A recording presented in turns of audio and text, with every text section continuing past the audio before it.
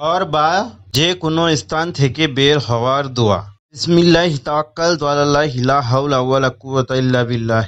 আল্লাহ তাআলার নামে বের হলাম, আমি আল্লাহ তাআলার উপর ভরসা করলাম। আল্লাহর তৌফিক ছাড়া গুনাহ থেকে বেঁচে থাকা বা কোনো নেক কাজ করার সম্ভব নয়। আবু দাউদ হাদিস নাম্বার 5095, সুন্নানে তিরমিজি হাদিস নাম্বার 3426। হাদিসটি বিশুদ্ধ সহি। মৃত্যুর ফিতনা থেকে বাঁচার দোয়া। আল্লাহুম্মা ইন্নী আউযুবিকা মিন আযাবিল জাহান্নাম ওয়া আউযুবিকা মিন আযাবিল কবর ওয়া আউযুবিকা মিন ফিতনাতিল মাসিহ দাজ্জাল ওয়া আউযুবিকা মিন ফিতনাতিল মাহিয়া ওয়াল মামাত। অর্থ, হে আল্লাহ, আমরা আপনার নিকট আশ্রয় প্রার্থনা করছি দোজখের আযাব থেকে, আর আমরা আপনার নিকট আশ্রয় চাইছি কবরের আযাব থেকে। আপনার কাছে আশ্রয় প্রার্থনা করছি দাজ্জালের ফিতনা থেকে, এবং আপনার কাছে আশ্রয় প্রার্থনা করছি জীবন ও মৃত্যুর ফিতনা থেকে। ইবনে মাজাহ 3840, নাসাই 2063। আব্দুল্লাহ ইবনু আব্বাস রাদিয়াল্লাহু আনহু থেকে বর্ণিত যে রাসূলুল্লাহ সাল্লাল্লাহু আলাইহি ওয়াসাল্লাম সাহাবায়ে কিরামের এই দোয়া শিক্ষা দিতেন, যেভাবে তিনি তাদের কুরআনের সূরা শিক্ষা দিতেন। নাসাই 2063। মুসরাব ইবনু সাদ তার পিতা হইতে বর্ণনা করেন, ওমাস রাদিয়াল্লাহু আনহু বলেন, আমি এই বাণী নবী সাল্লাল্লাহু আলাইহি ওয়াসাল্লামের বলেই জানি যে তিনি সাল্লাল্লাহু আলাইহি ওয়াসাল্লাম বলেছেন, সব কাজেই দেরি করা ও ধীরে সুস্থে করা উত্তম, কিন্তু আখিরাতের কাজ বর্তীয়। গ্রন্থ মিশকাতুল মাসাবি হাদিস নাম্বার 5058, সহি আবু দাউদ 4410, সিলসিলাতুস সহিহা 1794, সহিহুল জামি 3009, সহি আত তারগিব 3356। মসজিদে প্রবেশ ও বের হওয়ার দোয়া। আবু উসাইদ রাদিয়াল্লাহু আনহু হইতে বর্ণিত, তিনি বলেন, রাসূলুল্লাহ সাল্লাল্লাহু আলাইহি ওয়াসাল্লাম বলেছেন, তোমাদের কেউ যখন মসজিদে প্রবেশ করবে সে যেন এই দোয়া পড়ে, আল্লাহুম্মা ফতাহলি আবওয়াবা রাহমাতি। হে আল্লাহ, তুমি আমার উপর তোমার রহমতের দরজাগুলো খুলে দাও। আর যখন মসজিদ হইতে বের হবে তখন বলবে, আল্লাহুম্মা ইন্নী আসআলুকা মিন ফাদলিকা। হে আল্লাহ, আমি তোমার কাছে তোমার ফজাইল বা অনুগ্রহ কামনা করি। মিশকাতুল মাসাবি হাদিস নাম্বার 703, সহি মুসলিম 713, আবু দাউদ 465। রাসূলুল্লাহ সাল্লাল্লাহু আলাইহি ওয়াসাল্লাম বলেছেন, আল্লাহর নিকট সব চাইতে বড় পাপিষ্ঠ সেই ব্যক্তি যে কোনো মহিলাকে বিবাহ করে এতে পর তার নিকট থেকে মজা লুটে নিয়ে তাকে তালাক দেয় এবং তার আত্মসাৎ করে। হাকিম বাইহাক্কি, সহিহুল জামে হাদিস 1567। যে ব্যক্তি নিজের আমলনামা দেখে খুশি হতে চায় সে যেন বেশি বেশি করে ইস্তেগফার ক্ষমা প্রার্থনা করে। হযরত মুহাম্মদ সাল্লাল্লাহু আলাইহি ওয়াসাল্লাম, সিলসিলা হাদিস 229। কোনো স্ত্রীর জন্যে স্বামীর অনুমতি ছাড়া নফল রোজা রাখা জায়েজ নয়, এবং স্বামীর অনুমতি ছাড়া বাড়িতে কাউকে প্রবেশ করতে দেওয়া জায়েজ নয়। হযরত মুহাম্মদ সাল্লাল্লাহু আলাইহি ওয়াসাল্লাম, মিশকাত 2301। রাসূলুল্লাহ সাল্লাল্লাহু আলাইহি ওয়াসাল্লাম বলেছেন, যে ব্যক্তি দিনে সকালে দ্রুত বিশ্বাসের সঙ্গে সাইয়্যিদুল ইস্তেগফার পড়বে আর সন্ধ্যা হবার আগেই সে মারা যাবে, সে জান্নাতি হবে। আর যে ব্যক্তি রাতে প্রথম ভাগে দ্রুত বিশ্বাসের সঙ্গে সাইয়্যিদুল ইস্তেগফার পড়ে নেবে আর সে ভোর হবার আগেই মারা যাবে, সে জান্নাতি হবে। সহিহ বুখারী 6306। তারপর এক সময় এলো, ফেরেশতারা মরিয়মের কাছে এসে বলল, হে মরিয়ম, আল্লাহ তোমাকে মনোনীত করেছেন, তোমাকে পবিত্রতা দান করেছেন এবং সারা বিশ্বের নারী সমাজের মধ্যে তোমাকে অগ্রাধিকার দিয়ে নিজের সেবার জন্য বাছাই করে নিয়েছে। সূরা আল ইমরান আয়াত 42। জিকির বা দোয়া সম্পর্কে আল হাদিস।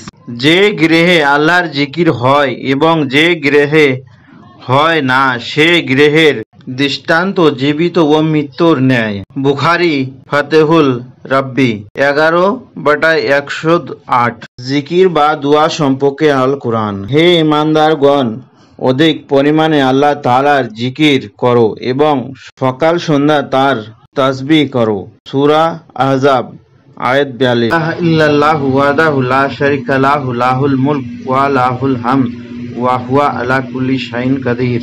অর্থ, একমাত্র আল্লাহ ছাড়া কোনো হক ইলাহা নেই, তার কোনো শরীক নেই, রাজত্ব তারই সমস্ত প্রশংসা ও তার, আর তিনি সকল কিছুর উপর ক্ষমতাবান। তিরমিজি হাদিস নম্বর 3585। পৃথিবী পুরোটাই হলো সম্পদ, আর পৃথিবীর সর্বোত্তম সম্পদ হলো পুণ্যবতী মহিলা। হযরত মুহাম্মদ সাল্লাল্লাহু আলাইহি ওয়াসাল্লাম। হাদিস মুসলিম 1/425। রাসূলুল্লাহ সাল্লাল্লাহু আলাইহি ওয়াসাল্লাম বলেছেন, যে ব্যক্তি আমার উপর একবার দরুদ পড়ে আল্লাহ তার উপর 10 বার রহমত নাজিল করেন। জামে আত তিরমিজি 798। ইবনু আব্বাস রাদিয়াল্লাহু আনহু হইতে বর্ণিত, নবী সাল্লাল্লাহু আলাইহি ওয়াসাল্লাম আব্দুল কাস গোত্রপতিকে বললেন, তোমার মধ্যে দুইটো চরিত্র এমন আছে যে আল্লাহ তাআলা সেটা পছন্দ করেন। 1. সহনশীলতা। 2. ধীরস্থা বা চিন্তা ভাবনা করে কাজ করা। গ্রন্থ মিসকাতুল মাসাবি হাদিস নম্বর 5056। সহি মুসলিম 25-17। তিরমিজি 2011। ইবনু মাজাহ 4188। আবু দাউদ 5225। সহি আত তারগিব 2678। আবু হুরায়রা রাদিয়াল্লাহু আনহু হইতে বর্ণিত, তিনি বলেন, নবী সাল্লাল্লাহু আলাইহি ওয়াসাল্লাম বলেছেন, 7 ধরনের মানুষকে আল্লাহ তাআলা সেদিন কিয়ামতের দিন তার ছায়ার নিচে আশ্রয় দিবেন, যেদিন আল্লাহর ছায়া ছাড়া আর কারো ছায়া থাকবে না। 1. ন্যায়পরায়ণ শাসক। 2. সেই যুবক যে যৌবন বয়সে আল্লাহর ইবাদতে কাটিয়েছে। 3. যে ব্যক্তি মসজিদ থেকে বের হয়ে এসে আবার সেখানে ফিরে যাওয়া পর্যন্ত মসজিদেই তার মন পড়ে থাকে। 4. সেই 2 ব্যক্তি যারা পরস্পরকে আল্লাহর জন্য ভালোবাসে, যদি তারা একত্রিত হয় আল্লাহর জন্য হয়, আর যদি পার্থক্য হয় তাও আল্লাহর জন্য হয়। 5. সে ব্যক্তি যে একাকী অবস্থায় আল্লাহকে স্মরণ করে আর আল্লাহর ভয়ে তার 2 চোখ দিয়ে অশ্রু ঝরে। 6. সে ব্যক্তি যাকে কোনো উচ্চ বংশীয় সুন্দরী যুবতী ও কাজ করার জন্য আহ্বান জানায়, এর উত্তরে সে বলে, আমি আল্লাহকে ভয় করি। 7. সেই ব্যক্তি যে আল্লাহর পথে গোপনে দান করে, যার বাম হাতেও জানতে পারে না যে তার ডান হাতে কি খরচ করেছে। গ্রন্থ মিসকাতুল মাসাবি হাদিস নম্বর 701। সহি বুখারী 660। মুসলিম 1031। নাসাই 5380। তিরমিজি 2391। আহমদ 6665। মুর্দাকে ডান কাঁধে রাখার সময় এই দোয়া পড়বে, বিসমিল্লাহি ওয়া আলা মিল্লাতি রাসূলুল্লাহ সাল্লাল্লাহু আলাইহি ওয়াসাল্লাম। আল্লাহ তাআলার নামের সাথে এবং রাসূলুল্লাহ সাল্লাল্লাহু আলাইহি ওয়াসাল্লামের মিল্লাতের সুন্নাতের উপর আমরা একে দাফন করছি। কিতাবুল আসার 179। মুসনাদে আহমদ 2.27। তিরমিজি 1046। মুসনাদারাকে হাকিম 1.365। বিস্তারিত। আবু সাদ আল আশাজ্জ রাহ ইবনু উমর রাদিয়াল্লাহু আনহু থেকে বর্ণিত, যে কবরে মুর্দা দাখিল করার সময় নবী সাল্লাল্লাহু আলাইহি ওয়াসাল্লাম বলেছেন, এবং রাবি আবু খালিদ বলেন, মৃত ব্যক্তিকে যখন তার লাহাদ কবরে রাখা হয় তখন তিনি বলতেন, বিসমিল্লাহি ওয়া বিল্লাহি ওয়া আলা মিল্লাতি রাসূলুল্লাহি। আপনি কি জানেন সূর্য ডুবার পর কোথায় যায়? মুহাম্মদ ইবনু ইউসুফ রাহ আবু জার রাদিয়াল্লাহু আনহু থেকে বর্ণিত। তিনি বলেন, নবী সাল্লাল্লাহু আলাইহি ওয়াসাল্লাম সূর্য স্তয় যাওয়ার সময় আবু জার রাদিয়াল্লাহু আনহু কে বললেন, তুমি কি জানো সূর্য কোথায় যায়? আমি বললাম, আল্লাহ এবং তার রাসূলই ভালো জানেন। তিনি বললেন, তা যেতে যেতে আরশের নিচে গিয়ে সিজদায় পড়ে, এরপর সে পূর্ণ উদিত হওয়ার অনুমতি চায় এবং তাকে অনুমতি দেওয়া হয়। আর অচিরে এমন সময় আসবে যে সিজদা করবে তা কবুল করা হবে না এবং সে অনুমতি চাইবে কিন্তু অনুমতি দেওয়া হবে না। তাকে বলা হবে, যে পথে এসেছো সে পথে ফিরে যাও। তখন সে পশ্চিম দিক থেকে উদিত হবে। এটাই মর্ম হলো আল্লাহ তাআলার বাণী। আর সূর্য গরম করে তার নির্দিষ্ট গন্তব্যের দিকে এটাই পরাক্রমশালী সর্বজ্ঞান নিয়ন্ত্রণ। সহিহ বুখারী 2972। টয়লেটে বা বাথরুমে প্রবেশের দোয়া। আল্লাহুম্মা ইন্নী আউযুবিকা মিনাল খুবুসি ওয়াল খাবাইস। আল্লাহ তাআলার নামে, হে আল্লাহ, আমি আপনার নিকট ক্ষতিকারক নর ও নারী, জিন, শয়তান হইতে আশ্রয় প্রার্থনা করছি। সহিহ বুখারী হাদিস নাম্বার 5883। তিরমিজি হাদিস নাম্বার 605। বিস্তারিত। মুহাম্মদ ইবনে আনাস ইবনু মালিক রাদিয়াল্লাহু আনহু বর্ণনা করেন, নবী সাল্লাল্লাহু আলাইহি ওয়াসাল্লাম যখন পায়খানায় প্রবেশ করতেন তখন তিনি বলতেন, আল্লাহুম্মা ইন্নী আউযুবিকা মিনাল খুবুসি ওয়াল খাবাইস। মৃত্যুর ফিতনা থেকে বাঁচার দোয়া।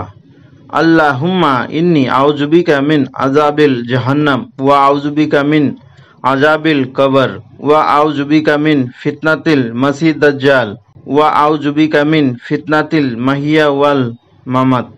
অর্থ, হে আল্লাহ, আমরা আপনার নিকট আশ্রয় প্রার্থনা করছি দোজখের আযাব থেকে, আর আমরা আপনার নিকট আশ্রয় চাইছি কবরের আযাব থেকে।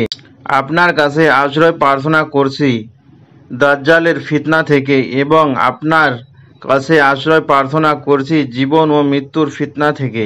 ইবনে মাজাহ 3840, নাসাই 2063। আব্দুল্লাহ ইবনু আব্বাস রাদিয়াল্লাহু আনহু থেকে বর্ণিত যে রাসূলুল্লাহ সাল্লাল্লাহু আলাইহি ওয়াসাল্লাম সাহাবায়ে কিরামের এই দোয়া শিক্ষা দিতেন যেভাবে তিনি তাদের কুরআনের সূরা শিক্ষা দিতেন। নাসাই 2063। মুসরাব ইবনু সাদ তার পিতা হইতে বর্ণনা করেন, ওমাস রাদিয়াল্লাহু আনহু বলেন, আমি এই বাণী নবী সাল্লাল্লাহু আলাইহি ওয়াসাল্লামের বলেই জানি যে তিনি সাল্লাল্লাহু আলাইহি ওয়াসাল্লাম বলেছেন, সব কাজেই দেরি করা ও ধীরে সুস্থে করা উত্তম, কিন্তু আখিরাতের কাজ বর্তীয়। গ্রন্থ মিশকাতুল মাসাবি হাদিস নাম্বার 5058। সহিহ আবু দাউদ 4410। সিলসিলাতুস সহিহা 1794। সহিহুল জামি 3009। সহিহ আত তারগিব 3356। মসজিদে প্রবেশ ও বের হওয়ার দোয়া। আবু উসাইদ রাদিয়াল্লাহু আনহু হইতে বর্ণিত, তিনি বলেন, রাসূলুল্লাহ সাল্লাল্লাহু আলাইহি ওয়াসাল্লাম বলেছেন, তোমাদের কেউ যখন মসজিদে প্রবেশ করবে সে যেন এই দোয়া পড়ে, আল্লাহুম্মা ফতাহলি আবওয়াবা রাহমাতি। হে আল্লাহ, তুমি আমার উপর তোমার রহমতের দরজাগুলো খুলে দাও।